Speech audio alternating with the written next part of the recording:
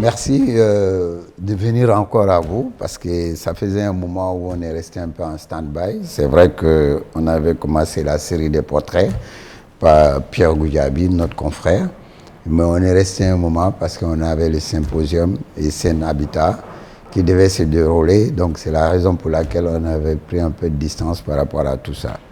Mais grâce au bon Dieu, on revient encore dans ce qu'on appelle les séries de portraits. Mais la chance qu'on a eue, c'est vraiment de tomber sur quelqu'un, non seulement il est élégant, et il est présentable parce que c'est la fierté un peu de notre secteur. C'est-à-dire il met le secteur tout confondu, y compris les architectes, et les gens du BTP.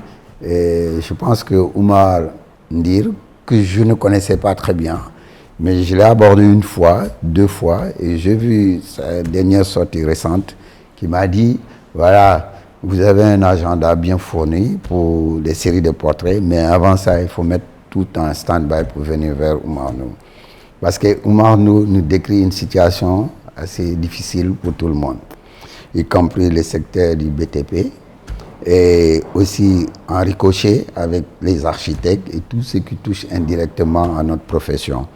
Donc, je pense que je vais rendre à César ce qui appartient à César et je vais le laisser se présenter. Mais avant ça, je vais présenter mon binôme et concert, Aïda, qui est architecte. Et pourquoi Aïda? Parce que Aïda, je pense qu'elle recadre les choses. C'est-à-dire, à chaque fois que je compose avec Aïda, aujourd'hui, elle était déjà notre binôme sur les émissions Architecture pour tous. Mais en plus de ça, elle était commissaire de l'exposition Bakou. Et on a eu satisfaction parce qu'au-delà, Bakou, l'exposition est allée au-delà de notre attente. D'ailleurs, on a vu le symposium. Mais ce qu'on a vu comme retombée par rapport à Bakou, par rapport à cette exposition, il faut quand même féliciter Aïda, parce que c'est elle la commissaire, c'est elle qui a apporté tout ça. Et si aujourd'hui on a eu cet espace pour faire l'exposition, c'était Aïda. Il faut le dire, c'est clair. Et je ne fais que la remercier. Et puis, elle a répondu tout de suite, rapidement, quand je dis Aïda, les congés, les vacances, c'est fini, on démarre. Et on va démarrer par cet élégant homme que je dis encore, Oumar. Et je l'appelle Oumar parce que je considère que c'est un ami, comme un autre architecte ou autre chose. Donc, Aïda, je te laisse te présenter, après on laisse Oumar se présenter. Merci Malik. Je ne vais pas être long parce qu'aujourd'hui, effectivement, je disais à Malik, bon, c'est vrai qu'on va faire des séries de portraits, mais je vais quand même sélectionner un petit peu. Je le dis, oui, parce qu'il faudrait apporter des éléments nouveaux. Il faudrait parler de l'état des lieux, il faudrait amener des éléments nouveaux, il faudrait amener des solutions. Et aujourd'hui, c'est avec plaisir que je vais entendre Oumar Ndir parce qu'on va comprendre effectivement tous les mots du BTP dont il parle depuis plusieurs. Et surtout, c'est le plaisir de dire nous sommes tous dans un même dynamique. Alors quand on parle, effectivement, c'est le syndicat des BTP, mais c'est aussi nous, parce que effectivement, sans le BTP, nous aussi on peut concevoir, mais peut-être que si ce n'est pas construit, cela pose problème. Donc le problème est vraiment nous concerne tous. Et merci Oumar de bien vouloir nous recevoir et d'échanger avec nous sur ce problème et sur cette... Bon, je vais reprendre vite et pouvoir redonner la parole rapidement. Donc, avant de rentrer dans le vif du sujet, on aimerait quand même te laisser nous présenter un peu, décrire un peu, pas la situation, mais le secteur professionnel du BTP. Parce que tout le monde parle du secteur professionnel du BTP, souvent mais on a du mal à faire la différence entre la construction, entre le BTP, entre... Voilà. Aujourd'hui, je pense que vous devez quand même nous éclaircir ça. Avant ça, nous dire un peu qui est Oumar Ndir. Voilà. Merci mes très chers amis. Je suis heureux de vous accueillir ici au sein de la permanence Aliou Sow, la permanence Aliou Ardo Sow, notre icône, un grand monsieur du BTP, qui est le parrain de ces lieux. Je vous remercie d'être venu pour essayer d'échanger avec moi en ma qualité d'acteur du BTP et de président de syndicat. Mais avant de répondre à votre question, je voudrais, si vous me le permettez, dire toute l'admiration que j'ai pour la corporation, pour cette grande famille qui est la famille de l'architecture. Je vais d'abord vouloir rappeler à ceux qui nous regardent, à ceux qui nous écoutent, que de la même manière que je défends la qualité du BTP sénégalais qui n'est plus approuvée et des hauts faits du secteur du BTP, il y a lieu pour tous les Sénégalais d'être fiers de leurs architectes. Les architectes sénégalais se sont distingués sur plusieurs terrains, se sont distingués partout en Afrique, ont réalisé des projets et continuent à le faire, continuent. Et je pense que cela, on vous le doit, on doit vous rendre cet hommage régulièrement. De toute façon, le premier symposium africain s'est tenu il y a quelques jours, il n'y a pas longtemps, et il a été accueilli par les architectes sénégalais. Je voudrais citer en particulier notre doyen, mon oncle Pierre Goudiabé Atepa, que tout le monde appelle affectueusement tonton, papa, ou voilà, bon, qui est pour les uns et les autres un kilifa. Nous savons tous à quel point l'Afrique lui doit beaucoup. Les grandes capitales africaines portent toute son empreinte. Et un grand homme comme ça a su, dans son sillage, emporter des entreprises de BTP qui ont également eu la chance de travailler sur des programmes emblématiques, des projets emblématiques. Donc voilà, messieurs, madame, sachez que vous êtes ici chez vous, car on peut pas, nous ne pouvons pas rien construire que vous n'ayez au préalable conçu. Donc cela est tout à fait normal. Mon binôme Aïda, elle va nous laisser maintenant écouter et dire, ça c'est vrai que c'est ce qu'on doit faire là. Mais je me pose une question. Quand je lis en face de moi, syndicat professionnel des entrepreneurs de bâtiments et des travaux publics du Sénégal, pourquoi pas les travaux publics et privés du Sénégal? C'est une appellation peut-être un peu désuète. Voilà. On nous enferme dans des concepts, le concept BTP, bâtiments et travaux publics. Maintenant, pour les sachants, les travaux privés auxquels, Malik, tu fais référence, ce sont les bâtiments en général. Ouais, c'est tous les bâtiments. Parce que ce sont les privés qui construisent les bâtiments. Même au Sénégal. Les privés ne construisent pas de routes pour eux-mêmes ou pour le compte de l'État. Ils ne construisent pas de ponts. Donc je pense que derrière cette appellation, il y a du sens, mais on aurait pu appeler ça évidemment autrement. Je pense que les Américains disent tout simplement contractor. Bon, nous, c'est le BTP, c'est une vieille appellation française. Pourquoi je lis ça un peu au public? Parce que je sens qu'en Afrique, bon, moi je suis un peu contre du fait que on pense que le développement est lié au public, surtout à l'État. Alors que moi, ma force serait que le développement doit se reposer sur le privé. Et c'est ça que je vois. Et l'État doit se mettre en marche par rapport à ça. Parce que si on veut développer nos continents, notre pays, je pense qu'on doit se reposer sur le privé des gens comme vous. Maintenant, je te laisse faire un peu ton parcours et revenir sur ce que j'ai dit. Je suis entrepreneur depuis plusieurs années déjà, fils d'entrepreneur déjà moi-même.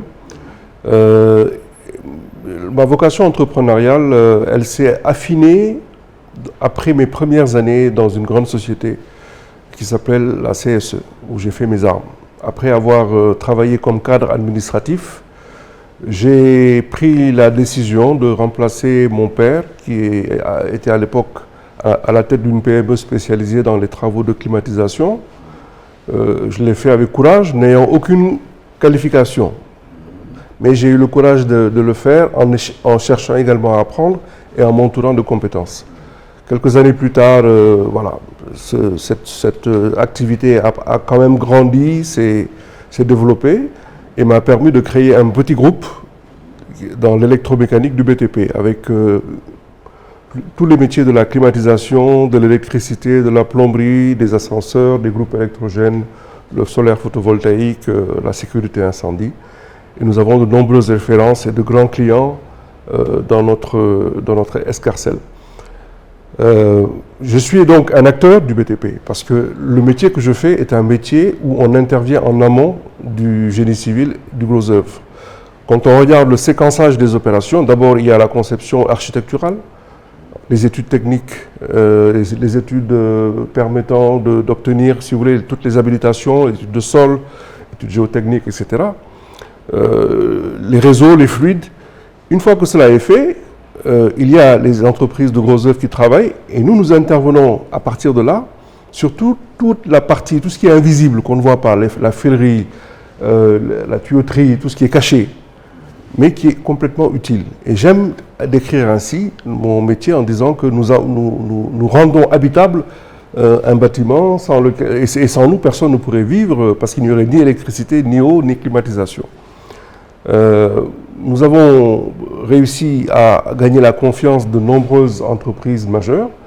Nous travaillons pour la plupart des grandes entreprises sénégalaises de BTP et d'autres, également dans l'industrie. Et par un concours de circonstances, j'ai été amené à prendre la tête du syndicat pour apporter, si vous voulez, un second souffle. Le président Omar Sow, qui a dirigé le syndicat pendant une quinzaine d'années, et l'a fait de très belle manière, a exprimé le souhait de se concentrer sur autre chose. Et, il m'a posé la question de savoir est-ce que je pouvais jouer ce rôle. J'ai accepté de le faire, mais en précisant que je le faisais, mais sur une courte durée. Parce que ça prend beaucoup de temps et ce sont des ressources. Malheureusement, le temps est une ressource dont on ne peut pas abuser sans conséquence. Donc voilà, plus ou moins mon parcours. Cela fait maintenant, je crois, 8 mois que je suis à la tête de ce syndicat, en essayant d'avoir une approche disruptive, de créer quelque chose de nouveau, voilà, d'essayer de réinventer le syndicat du BTP, notre syndicat. Évidemment, on ne bouleverse pas les principes, ce sont toujours les mêmes principes, la défense des intérêts de nos membres. C'est comme vous l'avez sur le panneau là-bas, unir nos forces pour relever les défis et construire un avenir meilleur. Voilà, c'est à peu près la philosophie de notre syndicat. Et on s'y emploie. On s'emploie à sensibiliser sur les problématiques de l'heure, sur les questions qui nous préoccupent, comme par exemple la dette, je sais qu'on va en parler, la dette de l'État vis-à-vis du secteur du BTP, sur le manque à gagner qui frappe les entreprises de BTP aujourd'hui, le manque à gagner, c'est-à-dire tous les chantiers qui ont dû être arrêtés pour des raisons que nous comprenons parfois ou que nous ne savons pas, et ainsi que sur le manque de perspective. Aujourd'hui, nous avons quand même un manque de perspective. La faiblesse de l'investissement public et de l'investissement privé nous préoccupe au plus haut point. Et face à tout cela, il va falloir que les acteurs du BTP que nous sommes, vous comme nous, puissions apporter des réponses et proposer des choses à l'État pour l'aider dans sa mission de locomotive de l'économie. Voilà. Donc, au vu de votre discours, quand vous me parlez tout de suite, j'ai senti que vous êtes un management aguerri dans le domaine de votre intervention, c'est-à-dire professionnel. Oui, d'accord, vous vous êtes fait sur le terrain parce que vous êtes arrivé quand même à avoir la confiance de votre père. Donc, ce qui fait qu'aujourd'hui, vous êtes sollicité un peu partout. Peut-être c'est la raison qui a fait même qu'une fois que vous avez donné ce que vous savez faire en tant que professionnel, vos pairs aussi ont sollicité que vous preniez la tête du syndicat. Mais vous avez dit quelque chose de très intéressant. Moi, je suis là pour 3 ans, je suis là pour mon mandat. Une fois que j'ai fini, il faudrait que quelqu'un prenne ma place. Mais moi, j'ai eu à dire aussi que le syndicalisme est rattaché souvent à la politique, parce que la politique, c'est fait par des gens qui connaissent, parce que la politique ne s'apprend pas dans la rue, ça s'apprend dans des écoles, dans la formation, dans les partis politiques. Et souvent, quand on a quelqu'un qui est vraiment bon et qui sait faire, on maintient la personne là où la personne est là pour l'intérêt de tout le monde. On n'échange pas comme ça assez tôt. Je pense que 3 ans, ce n'est pas assez suffisant. Et trouver aussi des gens assez compétents pour mener cette fonction-là, c'est aussi difficile. Et aussi, vous pouvez vous baser aussi sur le fait que on a tendance à dire les gens acquièrent le pouvoir, ils gardent le pouvoir pour leurs propres profits. Mais je pense que ce n'est pas le profil qu'on voit de toi, parce que pourquoi cette émission? Parce qu'on t'a vu récemment sur d'autres chaînes faire une intervention, notamment en parlant de la dette, et on a vu l'émotion qui sortait de ça, et on s'est dit, mais attends, le gars là, il parle comme si vraiment il y a quelque chose qui le touche, quoi. Et puis j'ai senti même un moment des larmes. En te regardant, j'ai dit, mais il doit même sortir des larmes quelque part qui est invisible. Mais il est touché très profondément. Pourquoi ne pas l'inviter dans l'émission Architecture pour tous, que je n'ai pas signalé au départ, mais c'est une émission Architecture que tous connaissent, que tout le monde. Mais on ne voulait pas directement rentrer sur vraiment le mot que tu viens de dire, la dette, parce qu'on va y arriver, mais seulement c'est faire un parcours comme ça, et puis poétique, parce que jusque-là, quand on parle, je pense que c'est la sensibilité, on touche des choses. Mais avant que vous n'arriviez, il y avait des gens comme Omar, et il y avait Gérard Sénac. Et qu'est-ce qu'ils ont apporté par rapport à ce lieu que je trouve admirable, parce que c'est votre siège. Et qu'est-ce qu'ils ont fait pour le syndicat du BTP concrètement? Énormément. Ils ont énormément fait. C'est pas pour rien qu'on a... Bon, mon grand frère Omar Sow est trop jeune pour qu'on lui donne le nom de la permanence. Omar a été... et moi, quand je l'appelle, quand je l'interpelle, je lui dis toujours, n'oublie pas que tu es au sommet de l'écosystème. Donc, tu as un devoir. Le devoir d'incarner aujourd'hui, on va dire, ce rôle de grand capitaine du BTP, de grand capitaine d'industrie qui a un rôle éminent. Et ça, je le lui rappelle assez souvent, je le taquine avec, et du sait sa modestie en souffrir, nous le lui rappelons. Il a beaucoup apporté. Il s'est consacré corps et âme à ce syndicat, tout en essayant également de remplacer un grand homme qui était son père. C'est pas facile. Vous ne pouvez pas être le fils d'Aliou Sow, l'aîné de la famille, d'une fratrie, et vouloir, tout en le remplaçant au plan familial, le remplacer au plan professionnel, assurer la cohésion, être celui à qui on s'adresse quand il y a un problème dans la famille, etc. Maintenant, quand vous y rajoutez les problèmes professionnels, le statut également de son entreprise dans l'État, parce qu'il joue à son niveau un rôle de conseiller du chef de l'État, du gouvernement sur certaines questions.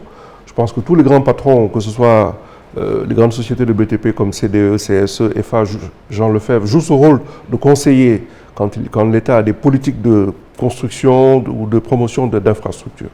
Donc c'est difficile. Il a joué ce rôle. Gérard Sénac également a été quelqu'un d'iconique. Moi, je taquine toujours en le qualifiant de vrai ambassadeur de France au Sénégal. Mais il a une générosité et un humanisme qui transparaît dans son management et qui fait qu'aujourd'hui, Eiffage est perçu comme une entreprise sénégalaise. Il ne vient à l'idée de personne de contester à Eiffage Sénégal son identité sénégalaise. Et j'ai appris que Eiffage, tous les salariés sont actionnaires. C'est pour vous dire. Donc il y a des hommes comme ça, Aliou Sow, paix à son âme, président Omar Sow, président du directoire de CSE, monsieur Gérard Sénac, à qui nous témoignons du respect. Il est l'homonyme, le parrain de la salle du conseil d'administration qui porte son nom.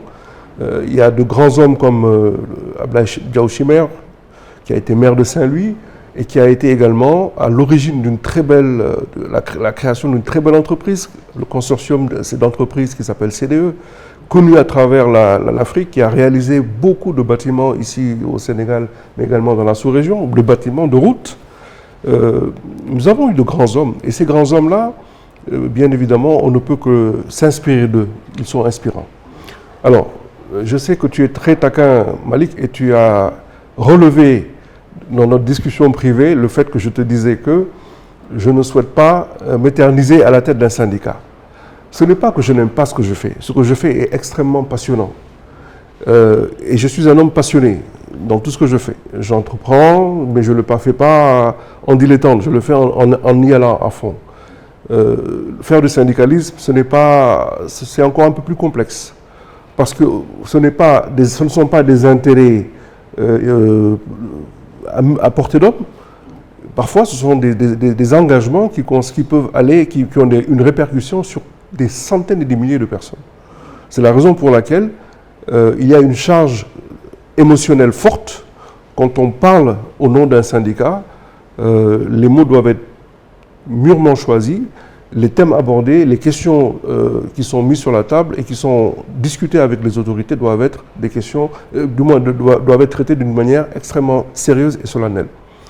Et on ne peut pas rentrer le soir en se démettant de son costume de syndicaliste. Je suis appelé à toutes les heures du jour et de la nuit par des entrepreneurs, par d'autres collègues syndicalistes qui veulent échanger sur des problématiques. Donc c'est très difficile et c'est la raison pour laquelle je dis je ferai un mandat, certainement pas un deuxième. Je suis un entrepreneur qui est issu du second œuvre du BTP. Il est bon aussi qu'il y ait une alternance, c'est-à-dire qu'un mandat, c'est une entreprise qui est issue du gros œuvre, hein, une entreprise de BTP, de construction, de génie civil, et le mandat d'après, une entreprise de second œuvre, que ce soit nous en tant que société spécialisée dans l'élotechnique ou un bureau d'études. Donc il y a cette alternance naturelle qui doit être réelle au sein de nos syndicats, de notre syndicat en tout cas, et c'est pour ça que voilà, je vous le dis, moi je ferai un mandat et pas un deuxième, certainement. Maintenant, tu me permettras, mon cher Malik, d'aborder une question. Je ne me sens pas l'âme d'un politicien, je ne suis pas un politicien, je ne serai jamais politicien. J'ai beaucoup de respect pour ceux qui ont voué leur vie à la politique. Nous avons aussi au Sénégal de grands hommes. Les Sénégalais sont des politiques. Il n'y a pas un Sénégalais qui n'ait pas au fond de lui une âme politique. Et cela est une bonne chose. Nous faisons ce qu'on appelle du développement. Moi, je considère que ma mission, c'est de faire du développement. À la tête d'un syndicat, on s'investit pour la communauté, pour son pays, autant qu'à la tête d'un parti politique ou au sein de l'exécutif. Donc nous avons notre utilité. Notre utilité, c'est de collecter, d'entendre ce que la base nous souffle à l'oreille, les problèmes qu'elle nous remonte, et de pouvoir, avec tact, mais aussi avec détermination, le porter à la connaissance des autorités. Parce que tout le monde ne peut pas se lever et aller aborder l'autorité pour lui demander de considérer telle ou telle chose. Bon, ceux qui le peuvent vont vers leurs députés, quand c'est une question qui peut être gérée d'un point de vue administratif ou d'un point de vue, on va dire, législatif. Mais une entreprise ne peut pas aller voir son député ou son maire pour régler des problèmes. Elle va voir son syndicat. À charge maintenant pour le syndicat, quel que soit le type de syndicat, de faire une note technique, un mémo, pour se faire comprendre et entendre par l'autorité. Et parfois, malheureusement, quand l'autorité est un peu trop absorbée ou un peu sourde, on va à la télévision ou à la radio ou sur le plateau des architectes et on fait son plaidoyer. Et souvent, on est entendu. Et ça, j'en remercie, je m'en félicite, vraiment, je m'en félicite. Enfin, plutôt, je m'en réjouis. Hein. Je me réjouis du fait que, quand même au Sénégal, à travers les âges, les autorités ont souvent entendu les messages qui leur étaient adressés et elles ont souvent réagi.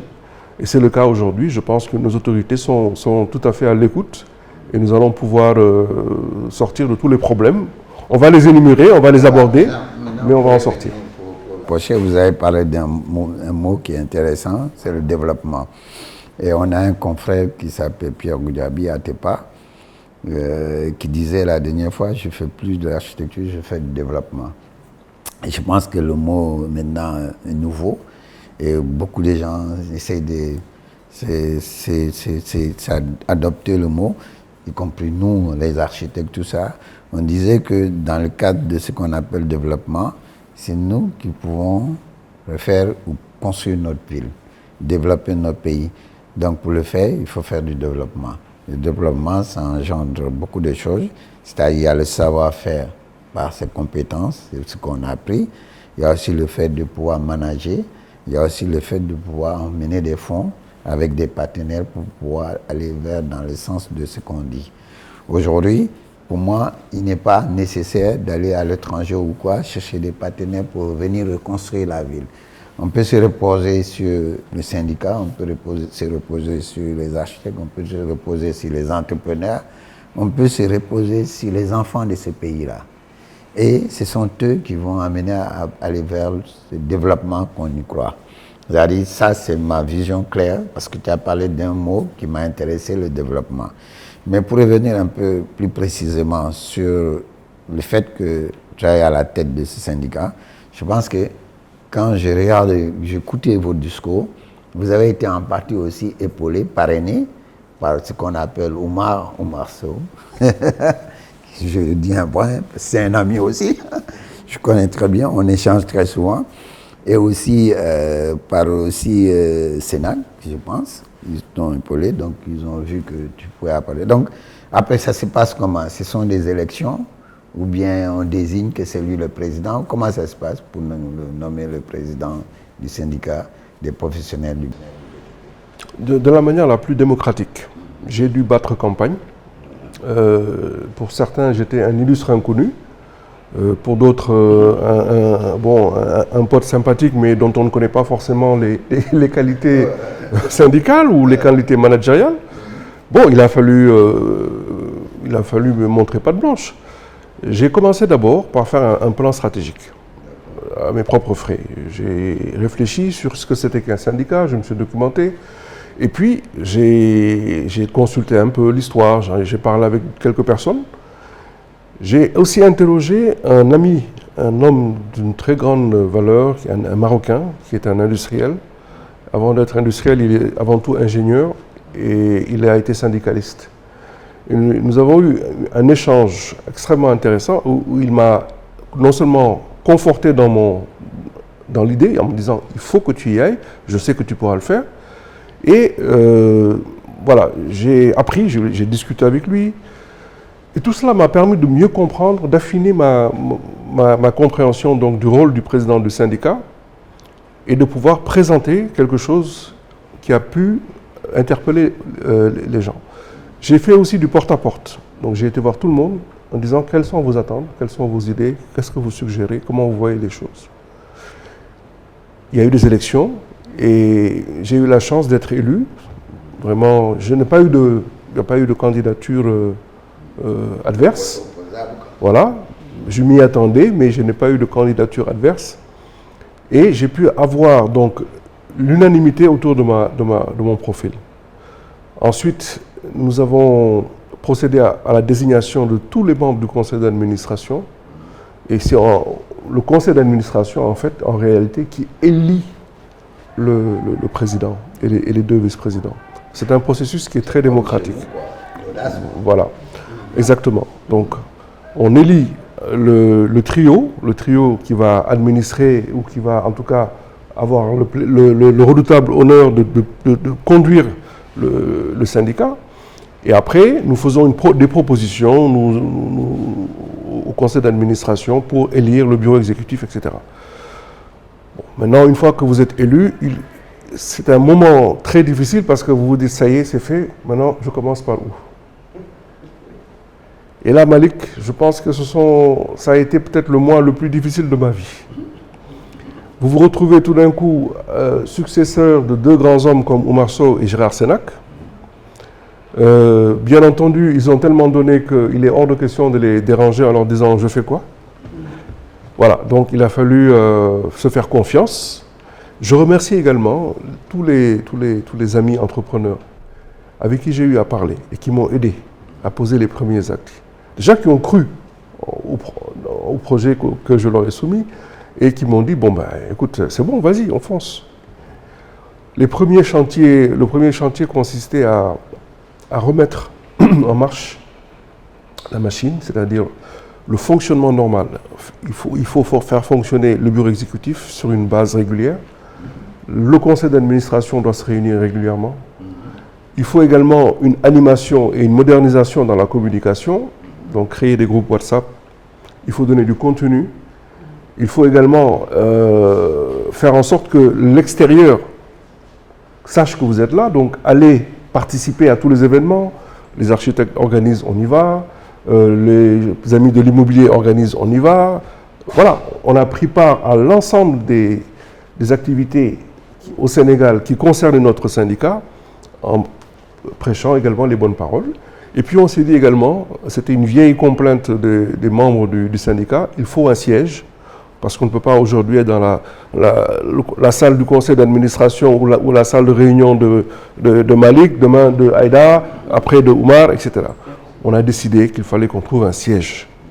Donc nous avons trouvé cet endroit qui est magnifique, qui est au centre de Dakar. Aujourd'hui, tout le monde travaille à 2 pas. Le président de Londres est juste derrière. Hein. Nous avons quelques membres qui habitent ou dont les bureaux sont à proximité. Donc c'est un endroit qui est bien placé. Nous avons tout ce qu'il faut pour travailler.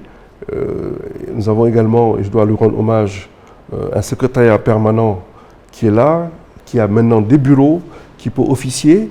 Et je me félicite d'avoir à mes côtés une dame de fer, une sorte de magistrate qui ne l'est pas réellement, mais qui a cette rigueur qui est Madame Ba, et qui m'aide et me seconde au quotidien dans mes tâches. Maintenant, pour ça, il faut quand même, pour fonctionner, il faut, vous savez, hein, un budget, quoi. Comment ça se passe? Comment vous êtes aidé par l'État ou c'est vous-même qui cotisez ou comment ça se passe? Alors, d'abord, la première fois où j'ai été voir le président Beydi Agne, il m'a posé la question, on en a parlé. La première fois que j'ai été voir le président Beydi Agne, président du CNP, il m'a dit, jeune homme, attention, président de syndicat, ça coûte. Je dis, tu crois que moi, il me dit, moi, tu crois que moi, le CNP, c'est moi qui paye tout de ma poche. Mes billets d'avion, mes déplacements, etc., je les paye de ma poche. Je ne prends pas un rotin au CNP.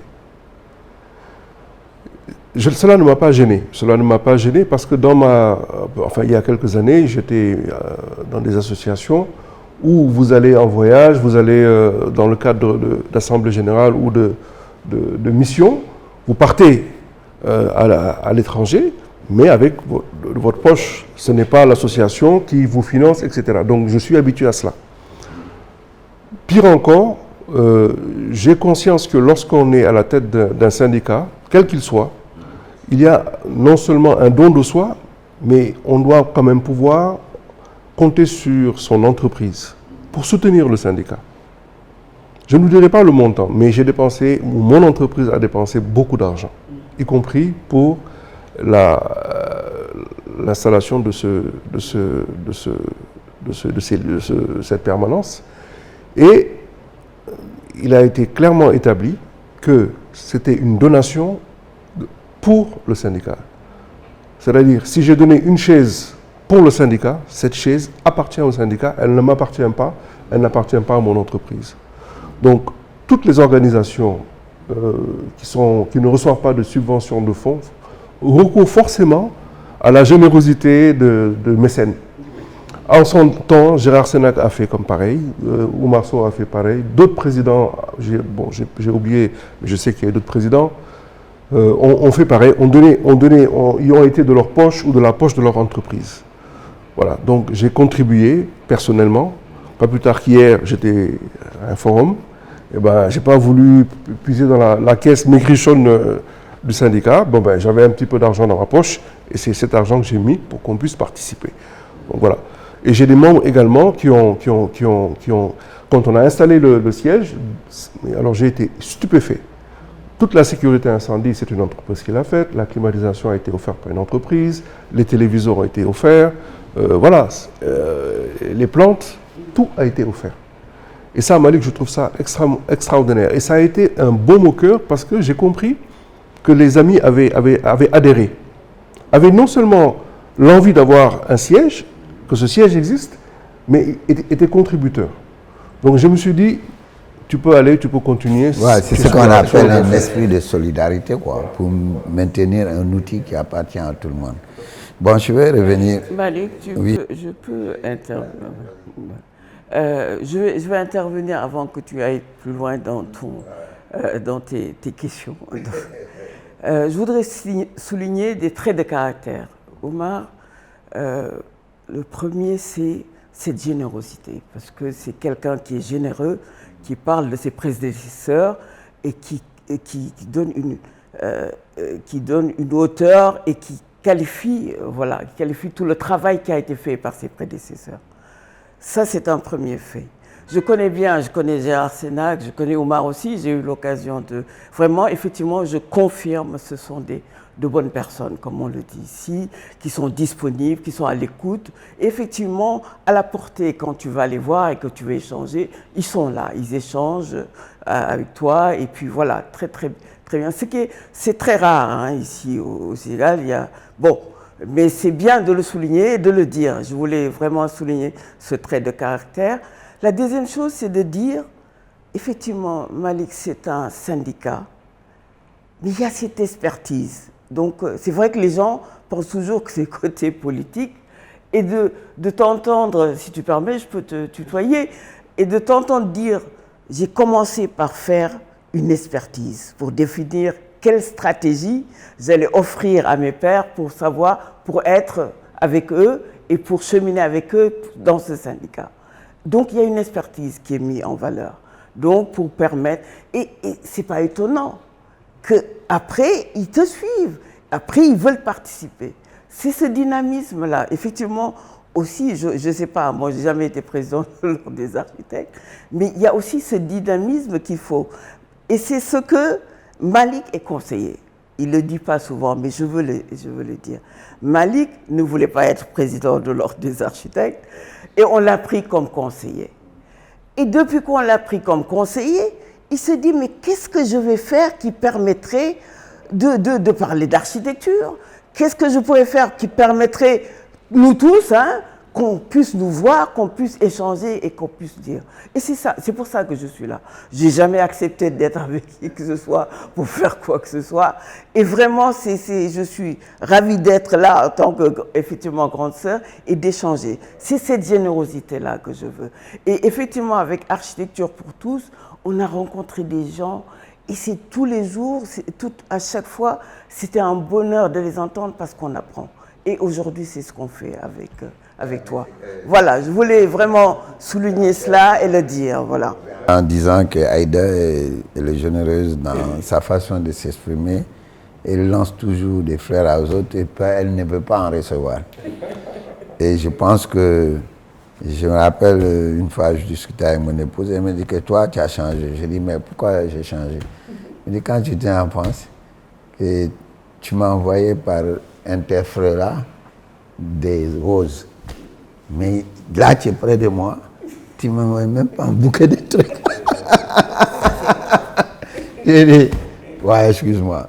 Donc, tu sais, la distance a fait que peut-être je me dis, arrête. Mais Aïda, c'est les générosités que tu as envers les autres et que tu oublies tes devoirs, je le souligne. D'accord, et puis je suis content d'être toujours avec elle, parce que quand tu es avec elle, tu es rassuré. Et on a souvent des trucs, on se parle. Mais attends, moi, il y a toujours quelqu'un qui te conseille et qui est ton père. Mais je reviens aussi sur quelque chose, mais depuis qu'il parle, je l'écoute, mais il ne fait pas d'erreur. Il est dans sa droite ligne, parce qu'il le vit. Quand quelqu'un vit émotionnellement ce qu'il a, il le traduit émotionnellement.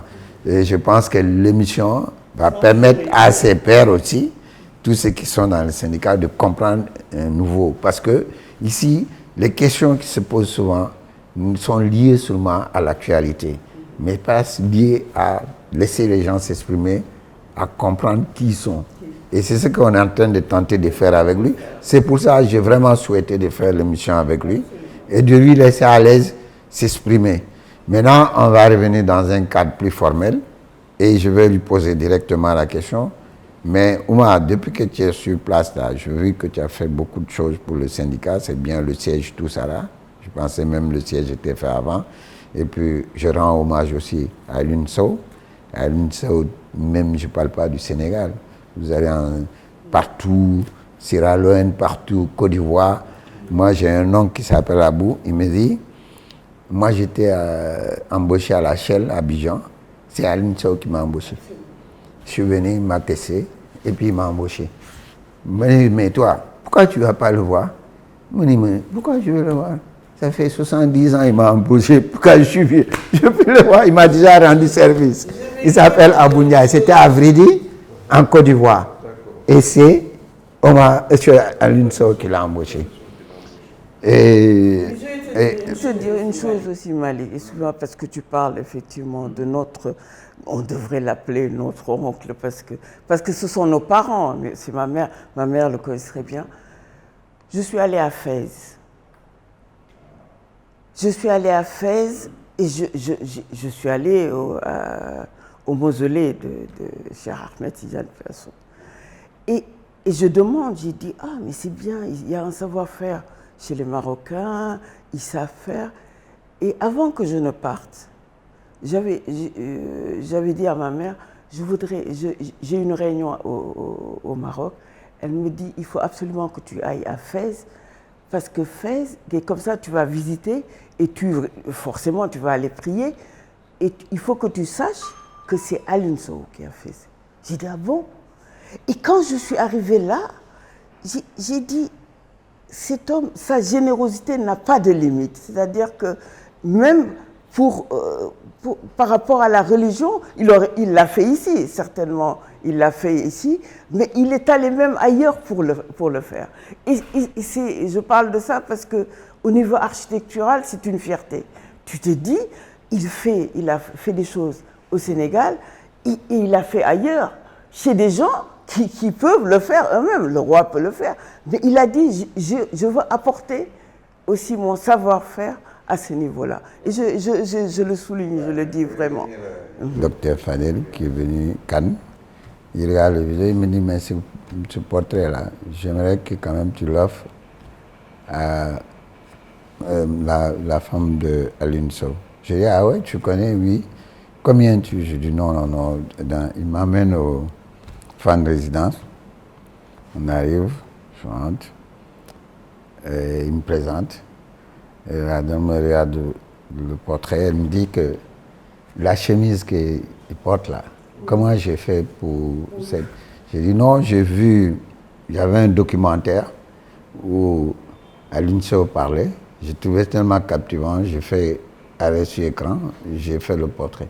Il me dit parce que sa dernière semaine, avant de mourir, c'est cette chemise. Il avait ça sur l'interview. Donc c'est ça qui m'a étonné, comment tu as pu.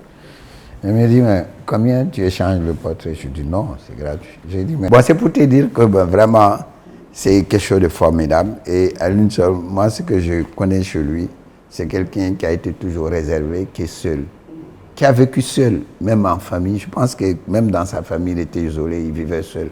Parce qu'il avait beaucoup de choses en lui, quoi. C'était quelqu'un, je ne dis pas généreux, mais il était tout. C'est-à-dire, quand vous voyez ce qu'il a fait, son entreprise, l'entreprise aussi au niveau où il est, on s'est dit vraiment, il fallait être sot comme lui pour pouvoir faire ça. Je pense que son fils aussi a essayé de prendre la relève. Bon an, mal an, il a essayé, c'est bien, parce que l'entreprise vit jusqu'à aujourd'hui, donc il a réussi quand même. Et je pense que ces derniers temps, il s'est un peu retiré et puis il essaie d'autres pour pouvoir pousser. Ça, c'est une chose qu'on peut tracer. Mais je reviens maintenant sur les faits d'actualité. Bon, Omar, depuis que tu as pris la place là, en tant que président, par rapport à la situation du pays, est-ce que vous connaissez des entreprises égales au CSC, au CDE, qui ont signé des contrats actuellement, ou même des moyennes entreprises avec l'État actuellement? Les entreprises signent des contrats. Maintenant, la question est de savoir est-ce que ces contrats sont exécutables immédiatement. Je n'ai pas forcément l'actualité. Je sais qu'il y a des appels d'offres qui sont lancés, etc. Mais le problème, c'est la faiblesse aujourd'hui des ressources de l'État du Sénégal. Quand il s'agit de marchés publics, nous sommes dépendants de l'État. Et on a vu le rapport trimestriel sur l'exécution du budget 2024-2025. On a vu également tous les documents d'orientation budgétaire, ainsi que la loi de finances rectificative. Et ce qu'on a pu voir, c'est que l'État disposait de, comme le disait le président Diomaye il y a quelques mois, d'une marge de manœuvre financière extrêmement limitée, qui le contraint à restreindre considérablement son niveau d'investissement. Ce qui veut dire que même si ces entreprises signent, elles signent des marchés, mais elles n'ont pas forcément, elles ne sont pas sûres que l'État va pouvoir tout de suite les mettre au travail. Il y a des financements bailleurs. Ça, je sais qu'une entreprise m'a informé il n'y a pas longtemps du fait qu'un grand bailleur de la coopération française avait donné son avis de non-objection et qu'ils allaient commencer bientôt les décaissements. Je pense que quelque part, oui, les entreprises reçoivent de temps en temps quelques bonnes nouvelles, mais pas assez pour justement sortir de la crise dans laquelle aujourd'hui à laquelle nous sommes confrontés. Je suis totalement d'accord. Mais ça, c'est le secteur public. Mais et le privé? Nos pays sont caractérisés par une réalité qui est la suivante. L'État est la locomotive économique et financière. Attention, l'État dispose de moyens égaux à aucune autre entité privée ou tout autre dans nos pays. Le développement d'une nation, ou plutôt l'activité économique d'une nation comme le Sénégal, elle s'appuie sur les investissements privés, qu'ils soient des investissements des nationaux ou des investissements, ce qu'on appelle les investissements directs étrangers, les IDE. Mais de l'autre côté, on a surtout l'investissement public. L'État mobilise de la trésorerie grâce à la douane, grâce aux impôts, grâce également aux appuis budgétaires, c'est-à-dire les sommes qui sont offertes à l'État parce qu'il a des amis, etc. Et il finance en général son déficit grâce à des organes de financement comme le FMI, comme la BAD, etc. Donc cet équilibre entre ce que l'État doit dépenser et ce que l'État doit collecter, il est très précaire, il est difficile à maintenir. Et aujourd'hui, nous avons un pays qui est en difficulté du fait de ce que vous savez, vous avez suivi l'actualité, la Cour des comptes, ses rapports, le niveau de sincérité qui laissait à désirer et qui a amené notre régime actuel à émettre des réserves. Et donc ces réserves ont été communiquées au FMI qui a lui aussi, voilà. Bon, tout cela a des conséquences fâcheuses, non seulement sur l'économie de manière générale, mais encore plus sur les entreprises qui travaillent sur les programmes d'infrastructure, dont nous sommes partie prenante. Si je peux aller maintenant sur la partie, on va dire, l'avenir, et nous sommes d'accord avec l'État à 100% là-dessus, c'est qu'il va falloir maintenant travailler davantage sur le partenariat public-privé. C'était ma question, comment renverser cette tendance? Parce que la tendance, je pense que c'est de l'autre côté, ce que vous dites, que c'est l'État le principal bailleur. Et moi, personnellement, je ne crois pas que ça peut développer notre continent. Il faut que ça soit une tendance inverse. Comme je te laisse maintenant continuer. Je vais interroger l'histoire, Malik. Lorsque les Français, les Européens de manière générale sont sortis de la guerre, il y a eu ce qu'on appelle le plan Marshall, qui a permis de reconstruire en partie les pays qui étaient affectés par la guerre, détruits. Mais il faut savoir qu'il y a eu de grands groupes de construction à qui l'État a donné ce qu'on appelle des concessions. En échange de ces concessions, ces grands groupes comme, je ne vais pas les citer, ces grands groupes étrangers français, mais tout le monde les connaît, ont construit des infrastructures, les routes, les ponts, les centrales nucléaires, les hôpitaux, etc. Elles ont levé les fonds qu'elles ont utilisés pour construire, permettant donc à l'État, qu'il soit français, anglais ou allemand, de ne pas avoir recours à l'emprunt ou à l'impôt pour financer ces infrastructures. Donc ce schéma de développement, nous le voulons pour notre pays. Et bizarrement, quand nous le voulons pour notre pays, j'entends, je ne suis pas un spécialiste en économie, mais j'entends les spécialistes de la finance internationale, les grands bailleurs de fonds dire « Ah, attention, voilà, l'État ne doit pas donner de garantie. » En fait, on veut lever des fonds à l'international, on doit le faire. Mais on a besoin pour ça d'avoir des garanties, de donner des garanties. Et ce sont ce qu'on appelle les fameuses garanties souveraines qui sont délivrées par l'État. Et le piège, c'est que on empêche notre État, on le lie, et on l'empêche de donner ces garanties souveraines, grâce auxquelles nous pourrions aller lever des fonds, parce qu'il y a beaucoup d'argent. Il est plus facile aujourd'hui d'avoir 20 ou 200 millions de dollars que d'avoir 200 millions de dollars. Vous aurez plus de gens prêts à vous financer. Un gros financier qui m'a dit que dans le monde, que ce soit aux États-Unis, partout, ce n'est pas l'argent qui manque, mais c'est les idées. Quand les gens ont les idées, tout de suite, l'argent est là pour ça. Mais chez nous, je pense que le piège est là, quoi, ce que vous venez de dire. Pourquoi l'État ne peut pas garantir ces entreprises qui vont aller chercher des fonds pour venir faire le travail? Ça, c'est vraiment là où il faut pousser. Parce que non seulement, moi je pense que ça va réduire la corruption généralisée, parce que c'est le gars qui vient maintenant avec ses moyens, avec ses atouts, tout ça là, qui sait qu'il ne va pas perdre parce qu'il faut que ce soit rentable pour lui.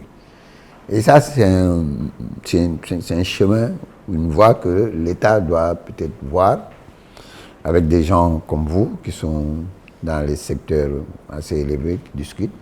Même les architectes, il y a des architectes qui peuvent lever des fonds, tout ça là, et qu'ils arrivent à monter des projets. Même le secteur touristique. Ce secteur, moi je pense que l'État ne doit même pas mettre des sous. Il doit amener des gens qui vont investir et développer. Quand vous prenez le Stade de France, c'est une concession privée entre Bugue, Dumais pour 30-25 ans. C'est un concours qui a été lancé, le stade est rentabilisé parce qu'il y a des concerts, il y a tout. Nous, on a le stade Abdoulaye qui est là, qui ne sert à rien. 2 matchs, 3 matchs, c'est fini. Les arénas qui truquent. Maintenant, est-ce que vous, dans ce secteur, je vais dire privé, même vu que à l'entame de notre discussion, tu me dis on est dans le BTP, on construit des routes, on construit des trucs, est-ce que vous ne pouvez pas venir aussi avec d'autres manières de penser, de développer, comme vous avez dit? Alors, les partenariats publics-privés, c'est quelque chose de récent, mais aussi d'ancien. C'est récent. Aujourd'hui, l'intérêt pour les partenariats publics-privés, il est réel dans d'autres pays parce qu'on se rend compte qu'on ne peut pas continuer comme ça à vouloir financer les infrastructures grâce à l'impôt et aux taxes. Bon. Seulement, là où il y a une sorte d'hypocrisie, on demande en même temps à nos États d'être très vertueux, de ne pas dépenser, de ne pas accorder de subventions pour soutenir l'électricité, le sucre, l'eau, etc. Et on leur interdit de concéder des garanties souveraines. Un État n'est jamais... Un État est toujours... comment on dit? La garantie de l'État est une garantie extrêmement solide. Donc quand vous donnez à un privé une garantie souveraine, vous lui permettez d'aller sur le marché financier, de lever des fonds et de venir réaliser des infrastructures. Tout le monde est gagnant. L'État a une infrastructure qui existe. Le privé réalise un marché d'envergure qui lui permet donc de faire tourner sa boîte. Le prêteur, lui, qui cherche à placer ses fonds, il place ses fonds. En général, c'est avec des taux préférentiels, ce qu'on appelle les taux concessionnels, sur de longue durée, permettant donc à tout le monde de pouvoir y trouver son compte. L'usager de la route ou du pont ou du stade y trouve son compte parce qu'il a une infrastructure de dernière génération. Ça attire également des investissements directs étrangers parce que quand vous avez un cadre de vie qui est amélioré, il est certain que les gens ont envie, sont attirés. Donc le pays devient attractif. Je crois que le péage, l'autoroute péage, c'est un peu ça. Voilà. On rentre dans un cercle vertueux de progrès, de développement économique. Et lorsque la rentabilité économique d'un investissement public est avérée, je pense qu'il y a un effet tout de suite, un effet de levier. Ça entraîne un regain d'intérêt pour le pays. C'est bénéfique, il y a de la croissance, etc. C'est ce qui s'est passé à Dubaï. Mais nous, on veut clairement nous empêcher de le faire. On trouve toujours des prétextes pour nous empêcher ou contrarier les efforts qui doivent être faits à ce niveau. Et c'est à ce niveau-là qu'il faut qu'on soit inventif et qu'on soit déterminé aux côtés de l'État pour arriver à trouver des mécanismes. Mais vraiment, je crois qu'on a cadré le débat, c'est qu'on dit camper le débat, mais En fait, vous savez, j'ai vu récemment de votre sortie, et vous parlez de la dette, je ne sais pas, de 300 milliards, 200 milliards, quelque part. Si on globalise, on est à 500 milliards, tout ça. Mais bon, peut-être ça a été contracté avant l'arrivée de ceux-ci au pouvoir. Mais je pense que quand on a le pouvoir, tout ce qui est négatif ou positif, on le prend en soi. On le prend en soi, ça c'est clair. Maintenant, pour revenir, vous, comment pensez-vous que l'État, avec ses maigres moyens ou bien ses faibles moyens, pourra résorber ça pour que les choses repartent? Tous les États se sont retrouvés avec des... Il faut que les Sénégalais sachent que ce qui arrive au Sénégal aujourd'hui est arrivé à plein de pays. On n'est pas les premiers à avoir une dette intérieure élevée ou des tensions de trésorerie ou un pays qui a une marge de manœuvre serrée. Je pense que nous avons tellement l'habitude d'avoir un État protecteur et aussi où on ne communique pas trop, que lorsque on a un régime qui communique, ça peut faire peur. Je pense que c'est à ce niveau-là peut-être qu'il y a eu une incompréhension et une cassure, parce que le devoir de communiquer est là, il est important, mais quand vous dites à vos enfants, bon, ça va être la crise, papa a moins d'argent, il va falloir se priver de certaines choses, hein. Maintenant on va être sur l'essentiel, je pense qu'à ce moment-là, toute la maisonnée se trouve un peu en panique. C'est ce qui nous est arrivé. Mais je pense qu'il faut qu'on soit conscient du fait que c'est un cycle, nous passons par un cycle qui est un cycle de difficultés. Le Coran le dit,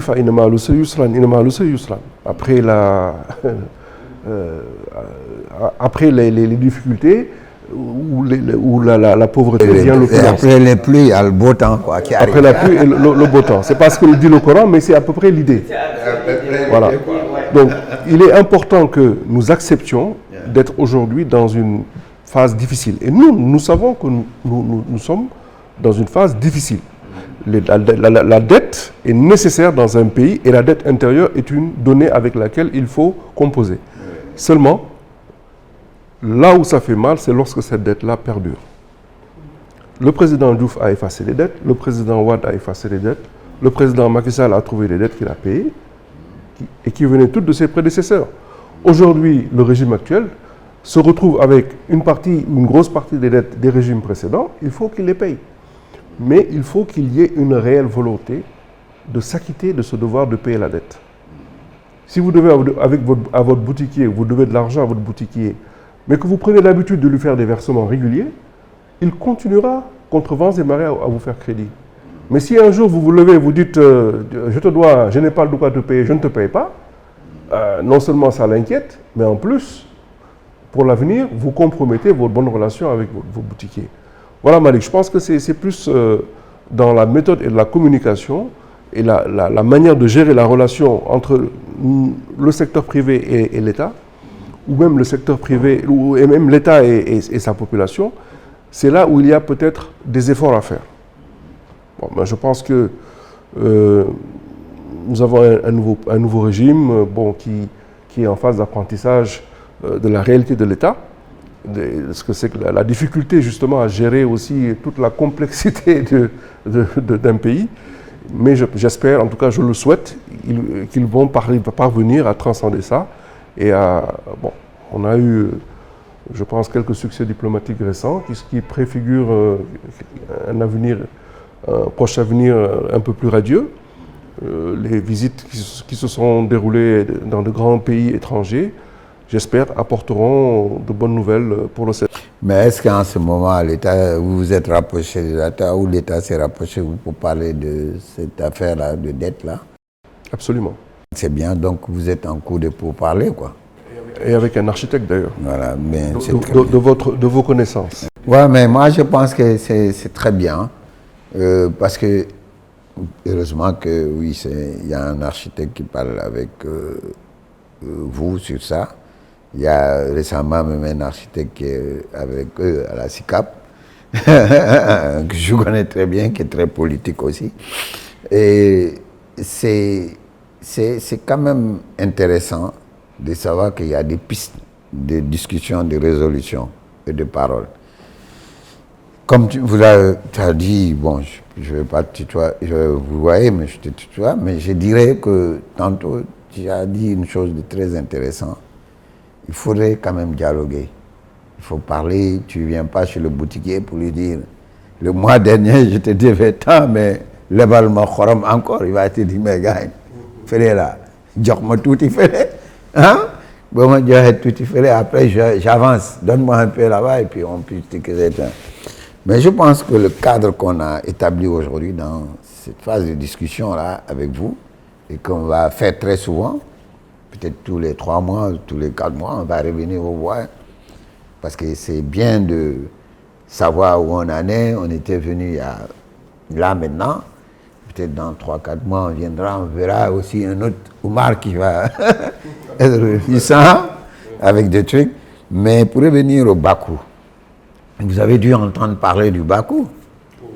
Bakou, pour vous dire simplement, le président de l'UA, Donatien, disait, c'est une attitude, c'est un comportement. C'est quelqu'un qui se réveille, qui dit, voilà, je suis. Le Bakou, c'est une identité culturelle et architecturale et tout ce qu'on veut. C'est-à-dire, nous, vous, toi, moi, tout le monde, même dans les écrits, ou dans la chanson, dans les danses, partout, tout le monde faisait du Bakou. Mais comment conceptualiser ça? On n'a jamais pensé. Très belle question. J'avais même peur qu'on n'en parle pas, tellement on a abordé d'autres sujets. Déjà, moi j'insisterai pour qu'on ne dise pas Bakou, mais qu'on dise Bakou. En soulignant qu'il y a 2 cas. Et que dans notre imaginaire collectif, Bakou, c'est proclamer d'abord sa fierté, c'est afficher et affirmer son statut. L'architecture sénégalaise, je l'ai dit à l'entame de mon propos, elle a vraiment tous les motifs pour pouvoir faire son Bakou. Comme les lutteurs le font, quand ils font la parade pour proclamer, pour montrer à la face du monde qu'ils sont puissants, qu'ils sont vindicatifs, hargneux, etc., désireux de se battre.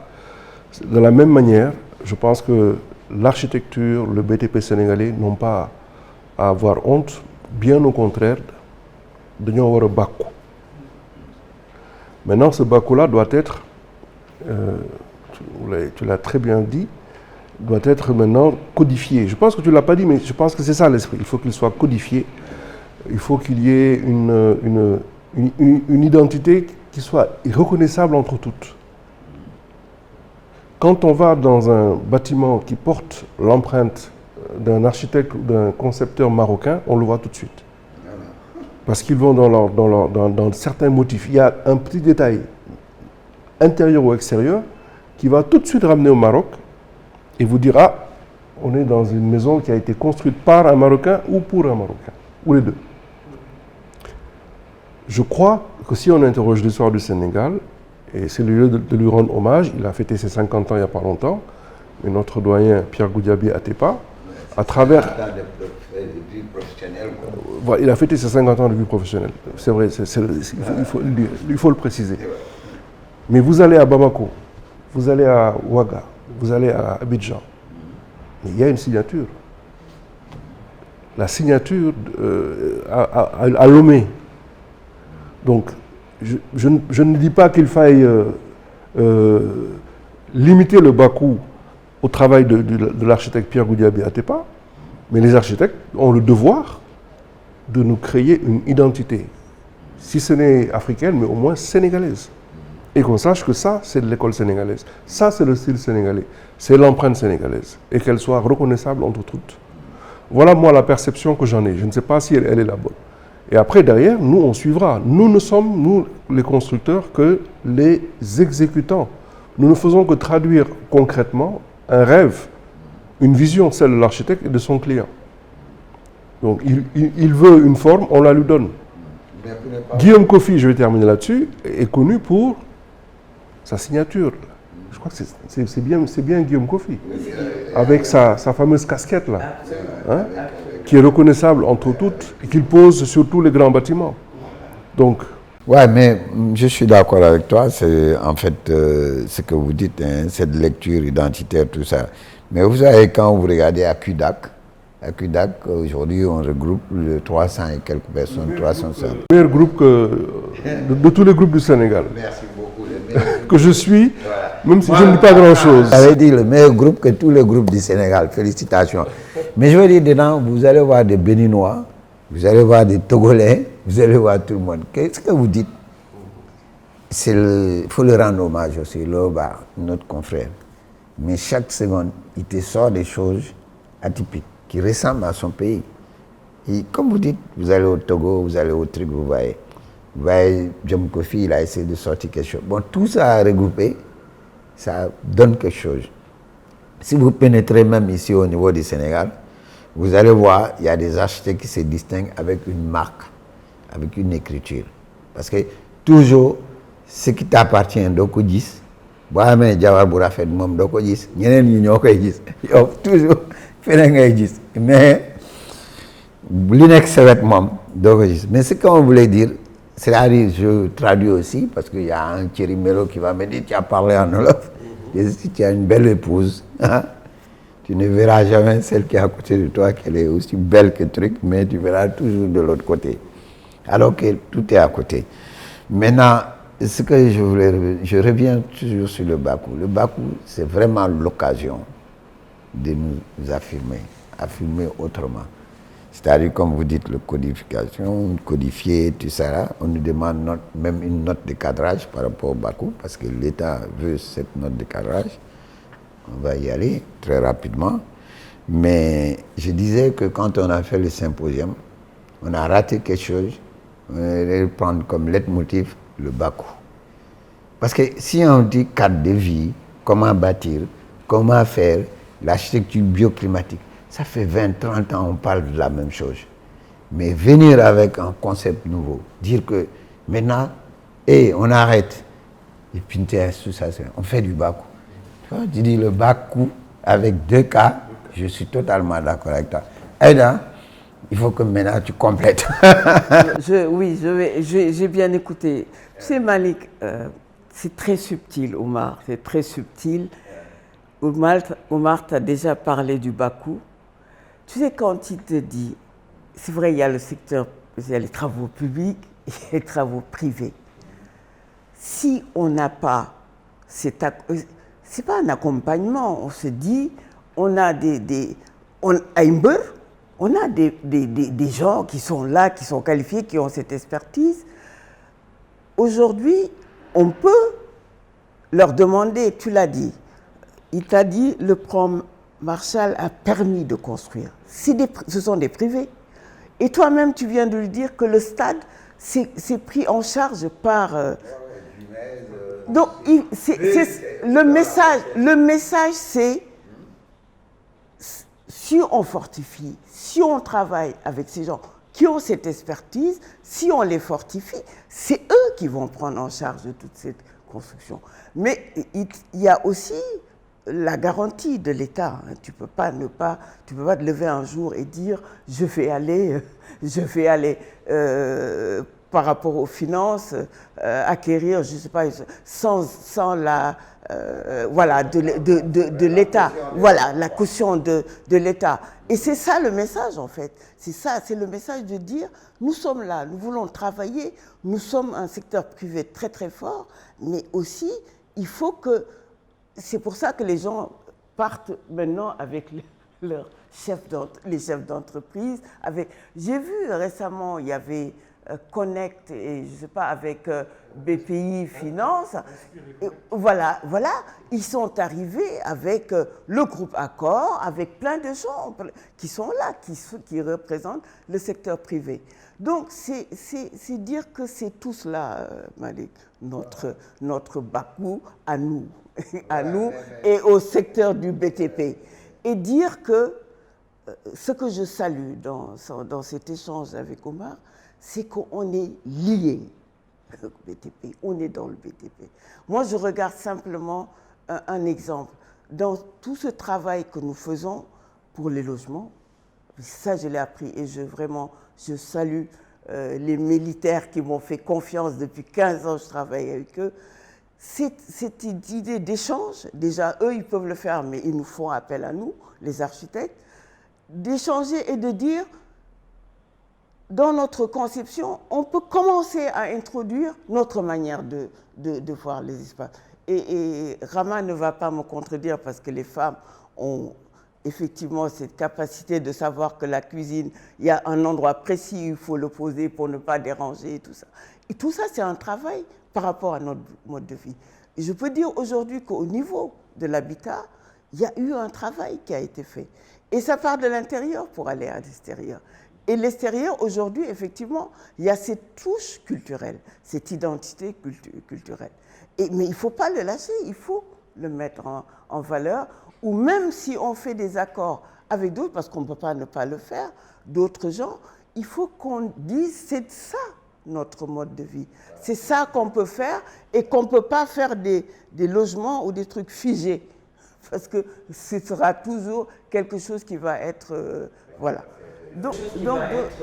Aïda, je pense que nous avons une école des arts plastiques qui est assez féconde et qui peut être un soubassement pour le Bakou extraordinaire.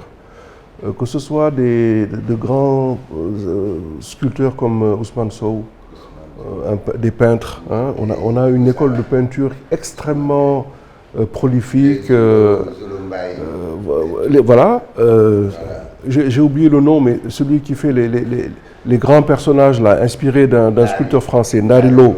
Hein. Narilo, et il y avait Dimé. Voilà. On a exactement. Maintenant, quand notre tonton Pierre fait son fameux parallélisme asymétrique. Voilà, oui. Par rapport aux pyramides, tout ça là, oui. Oui, lui, il a une identité. D'ailleurs, c'est lui le parrain du Bakou. Hein. Il y a peut-être d'autres identités à aller chercher dans le travail des peintres, dans le travail des sculpteurs. De faire en sorte que, justement, il y ait une vraie école sénégalaise. Il y a une école sénégalaise en matière d'art et d'art plastique de manière générale. Mais comment on arrive à transposer ça dans les bâtiments? Et là, c'est le lieu de dire... Des bâtiments habitables, réalisables, qui soient d'une beauté sans conteste, c'est-à-dire que ce soit non seulement quelque chose d'harmonieux, quelque chose de visuellement très beau, mais en même temps fonctionnel. C'est le lieu même de Scoop on est en train de travailler à la recherche de cet espace qui va réunir tout ce monde-là, ce beau monde-là, dans un endroit pour s'exprimer. Bientôt, on va revenir. Aussi, c'est le lieu aussi de dire que par rapport au musée des civilisations des Noirs, le Bakou va prolonger l'expo qu'il y a eu au symposium et aussi le syndicat doit être présent dans cette exposition parce qu'on a besoin aussi des bâtiments déjà réalisés par les membres du syndicat professionnel et voir la définition de ce qu'ils donnent comme aspect par rapport à... Mais on va clore, mais on prend 5 minutes normales, bien figées, pour dire aujourd'hui, on a un problème. Le problème, c'est quoi? En 2 mois, il y a eu 15 morts. 15 morts qui ne devaient pas mourir. Pourquoi? Parce qu'il y a un savoir-faire qui n'a pas été appliqué. C'est pour ça que ces gens sont morts. Moi, je dis, est-ce que tu conduis une voiture, tu vois qu'il y a une voiture qui a des pneus qui ne vont pas et tu laisses continuer la voiture? Au lieu de t'arrêter au premier poste de gendarme pour dire attention, il y a une voiture là, il faut l'arrêter et tout ça. On est dans une situation assez compliquée. Surtout, je le dis clairement, hein, quand vous prenez dans les 2 mois passés, là où il y a plus de morts, c'est à Touba. Et si vous prenez Touba, sachez que vous ne déposez pas de permis pour construire. Avant, je pouvais comprendre qu'on était à peut-être RDC ou à un niveau. Maintenant, à Touba, on se permet d'aller +4 et +5. Jusqu'à aujourd'hui, il n'y a pas d'étude de sol, il n'y a pas de dépôt de permis, il n'y a pas de plan en béton, il n'y a rien, on construit. L'incident qu'il y a eu, l'accident même qu'il y a eu, où il y a eu des morts, c'est-à-dire que quelqu'un a élevé un R+4 et le matin à 6h, 7h, il y a eu un bruit, la maison s'est coulée sur une maison qui était à côté. Et c'est là-bas où il y a eu les 4 morts. Ce n'est même pas les gens qui construisaient qui ont eu des problèmes ou le gars qui avait engendré cette construction. C'est-à-dire, c'est non-assistance à personne en danger. Si on continue à laisser parcourir comme ça, on est tous fautifs. Ce n'est pas l'État, c'est nous tous en tant que citoyens qui sommes fautifs. Est-ce que c'est un effet alerte qu'il faut mettre en place? Ou alors, il faut appeler tout le monde, s'asseoir pour faire notre NEP, pour dire qu'il y a problème. Ou on continue à laisser les bâtiments s'écrouler pour quand même amener ce genre de phénomène. Maintenant, vous, le secteur du BTP, qui êtes des responsables en matière de construction dans ce pays-là, qu'est-ce que pensez-vous et quelle est la solution qu'il faut donner? Bon, déjà, je commence par m'incliner sur la dépouille des personnes qui malheureusement ont perdu leur vie récemment dans des circonstances malheureuses, que ce soit à Dakar ou à Touba. Et il y a lieu vraiment d'adresser une prière pour le repos de leur âme. Merci. J'étais là il y a 2 jours, enfin hier et avant-hier, j'étais au forum de la caisse de sécurité sociale qui porte sur la santé et sécurité au travail. Quelqu'un a dit, Yalla Bay Sotol, on invoque toujours Dieu sur les chantiers, mais Dieu n'est pas sur les chantiers. Il a raison, Dieu n'est pas fait. Enfin, Dieu, c'est une image, Dieu est partout. Mais c'est trop facile de dire, oui, bon, c'est la fatalité, c'est la volonté de Dieu. Alors qu'on n'a pris aucune mesure pour pouvoir empêcher la survenance d'un effondrement de ce genre. Comment veux-tu construire un bâtiment? D'abord, pas d'architecte, pas de bureau d'études techniques, pas de bureau de contrôle, pas d'études de sol. Ensuite, on confie le travail à une entreprise qui est tout sauf une entreprise, qui n'a ni les moyens techniques, ni le savoir-faire. Et en général, tout le monde sait comment ça fonctionne. C'est un ouvrier qui a fait peut-être 1 ou 2 chantiers, enfin qui a fait son apprentissage et qui estime maintenant être en mesure de pouvoir construire des immeubles ou de plus grands projets. L'appât du gain fait que le Sénégalais est capable de se proclamer entrepreneur, voilà, parce qu'il y a quelque chose à prendre là-bas. J'ai dit lors de mon intervention que la responsabilité, elle était partagée. Il y a la responsabilité des maîtres d'ouvrage, les propriétaires des ouvrages qui veulent faire des économies qui n'ont aucun sens, qui ne respectent aucune des étapes pour la conception et la construction d'un bâtiment. Tout ça simplement avec l'objectif d'économiser. Pire encore, comment voulez-vous, sur un bâtiment qui était un rez-de-chaussée ou un R+1, vouloir, sur les mêmes fondations, poser un bâtiment ou pousser un bâtiment jusqu'à R+4, R+5? C'est criminel. Vous ajoutez à cela un bâtiment qui est prévu, dont le dimensionnement, la structure a été dimensionnée pour que ce soit un lieu d'habitation, vous en faites un lieu de stockage, où vous mettez un conteneur et vous mettez des choses à l'étage, vous chargez sur le plancher. Donc ce sont des choses que les propriétaires de ces bâtiments, doivent éviter de faire. Et cela appelle, si vous voulez, soit à l'éducation, soit au sens de la responsabilité des uns et des autres. Il y a des responsabilités des entrepreneurs également. Parce qu'on ne peut pas se lever un beau jour, avec très peu de qualifications, on s'improvise entrepreneur. Je sais que les entreprises qui sont dans nos syndicats sont fondées par des gens qui ont toutes les qualifications requises. Le problème, ce n'est pas nous. Ce n'est pas nous qui sommes dans nos syndicats et qui avons, en général, l'ensemble des qualifications pour pouvoir construire. Mais ce sont des gens qu'on ne connaît pas. Il est facile de sortir d'un corps de métier. Je ne veux offusquer personne, mais vous pouvez dire je suis dessinateur, le lendemain vous improvisez constructeur. Mais c'est le maître d'ouvrage lui-même qui dit bon, ici c'est une chambre, toilette. Chambre, toilette. Alors, après on met quelqu'un pour faire un semblant de croquis qui va servir. Maintenant, il n'y a aucune étude de structure. l'entrepreneur, en fonction de son expérience, peut dire, bon, je vais faire mon ferraillage avec du fer de 6, du fer de 8, du fer de 10, etc., suivant qu'il a été plus ou moins bien formé. Là, à la limite, on peut, avec la chance et l'aide de Dieu, éviter le drame. Mais lorsque c'est quelqu'un qui n'a pas été au bout de sa formation, ou qui a eu une très mauvaise formation, et qui ne sait pas que le fer de 6 et le fer de 8 n'ont pas les mêmes fonctions, enfin, que les armatures doivent être conçues de manière à pouvoir supporter certaines charges, et donc qui ne maîtrisent aucune des spécificités de leur métier, ça amène des drames. Donc là, ce sont les entreprises, je ne parle pas des entreprises formelles comme les nôtres, mais ces entreprises improvisées qui sont les causes de ces drames. Et en dernier lieu, et ça, voilà, en dernier lieu, il y a le rôle de l'État. L'État a la mission régalienne de mettre de l'ordre dans tout ce qui est chantier. L'État doit d'abord veiller à ce qu'il y ait beaucoup moins d'autoconstruction et permettre aux promoteurs immobiliers, en relation avec leurs architectes et leurs entreprises de construction, de faire des programmes. L'État doit également mettre en place des normes d'urbanisme et les faire respecter.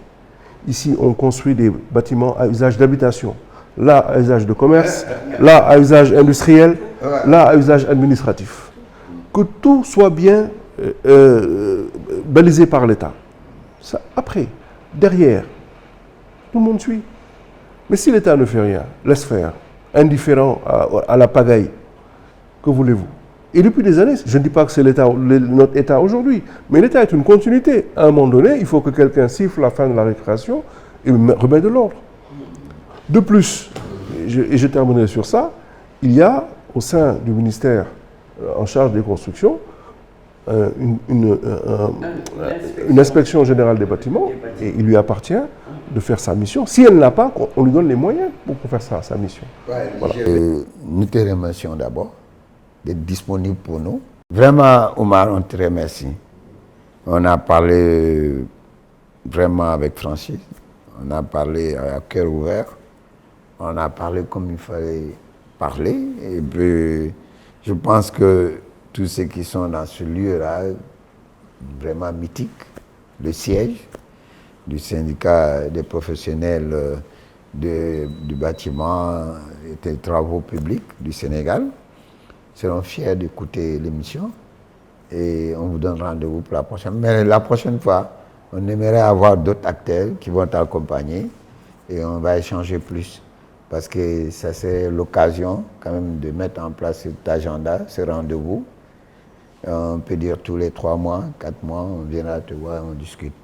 Et pour te dire aussi, nous t'invitons aussi à parler avec votre confrère et à préparer l'Expo Bakou qui va venir bientôt au mois de décembre au musée de la civilisation des Noirs, où le directeur a eu l'amabilité de nous dire de venir continuer cette exposition qu'on a démarrée à la CICAD. Merci à toi Malik, merci pour cette belle initiative, ce temps de parole qui est donné, qui permet d'explorer un petit peu toutes les facettes de vos invités, et je pense que ça nous permet nous aussi de livrer une partie de nous-mêmes et de nous justifier. Quand on est sur les plateaux de télévision, les gens vont à l'essentiel et restent uniquement focalisés sur ce qui les intéresse. Or, avec cette émission, on a eu une parole libre, on a échangé, et je pense que cela est extrêmement agréable. Et c'est à l'image de Akudak, hein, ce qui est un forum de discussion où j'ai l'impression que chacun dit même les choses les plus étranges, trouve de l'écho. Il y a des gens qui sont d'accord. Et ça, croyez-moi, ce n'est possible que chez vous, hein, que chez les architectes. Hein. Ailleurs, les gens s'étriperaient. Mais vous, vraiment avec beaucoup d'indulgence, chacun donne son avis, et toujours avec le respect des autres. Et ça, c'est important. Merci, à très bientôt.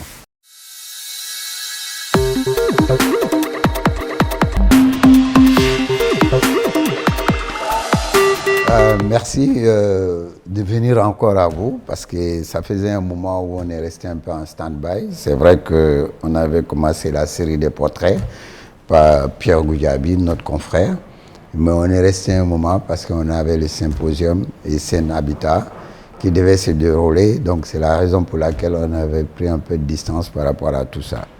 Mais grâce au bon Dieu, on revient encore dans ce qu'on appelle les séries de portraits. Mais la chance qu'on a eue, c'est vraiment de tomber sur quelqu'un, non seulement il est élégant et il est présentable.